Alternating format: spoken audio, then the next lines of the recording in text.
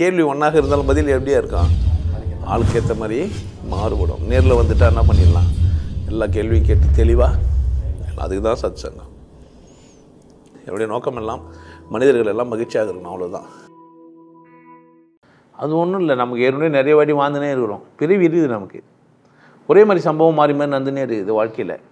அப்படி ஒரு காரணம் இருக்குது. முன்னுணர்தல் அப்படின்ற ஒன்று இருக்கிறதுனால வேண்டி முன்னாடியே மனம் வந்து அதை ஆராய்ச்சி பண்ணி தெரிஞ்சிடும்.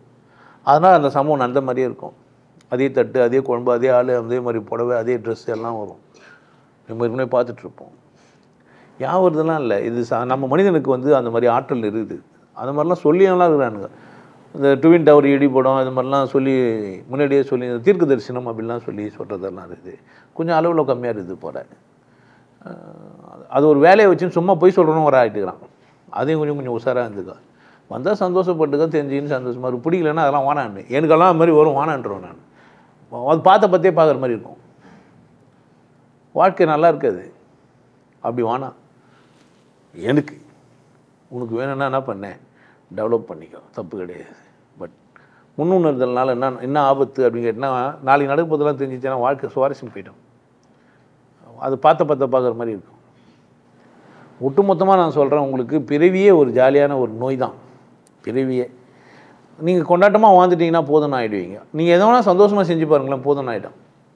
சந்தோஷமாக செஞ்சிங்கன்னா, அரையும் குறையமாக செஞ்சீங்க, குறைய செஞ்சீங்கன்னா போதும்னு ஆகாது. போதும் நீங்கள் வாழலை, போதும்னு வாழணும்.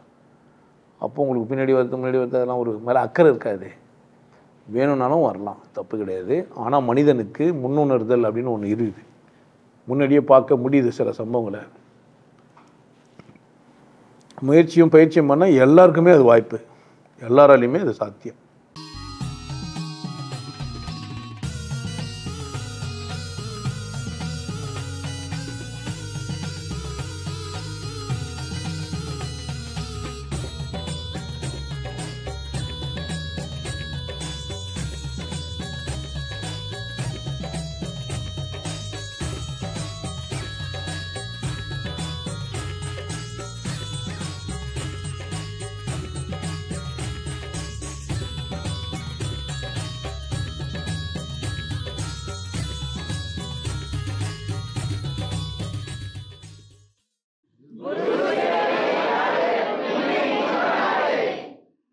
நல்லா இருங்க, சிறப்பாக இருங்க, கொண்டாட்டமாக இருங்க.